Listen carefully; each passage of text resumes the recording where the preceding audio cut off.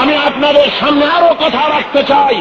আমি জানি না এরপরে আপনাদের সামনে আর আমার কতবার কথা বলার সুযোগ হবে। যদি আমি আমার জীবনের স্বপ্নই হলো বাংলাদেশে ইসলামী রাষ্ট্র কায়েম হবে, আর আমার কোনো স্বপ্ন নাই।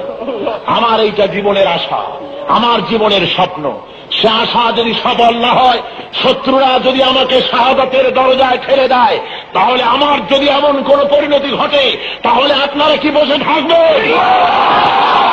মহল্লায় মহল্লায়, পাড়ায় পাড়ায়, সর্বত্র ইসলামী আন্দোলনের দুর্গ গড়ে তুলতে হবে।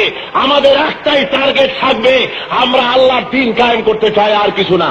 প্রয়োজন হলে পরে মিছিলের ডাক দেওয়া হবে, পুরা বঙ্গভবন সেক্রেটারিয়েটের এরিয়া পুরা এলাকা ঘেরাও করে অবস্থান ধর্মঘট করা হবে। কামান আসবে, গোলা আসবে, বোমা আসবে, হাজার হাজার শহীদ হবে, তারপরেও রাজধানী ছেড়ে দেওয়া হবে না যতক্ষণ কলেমার পতাকা উড্ডীন না হয়।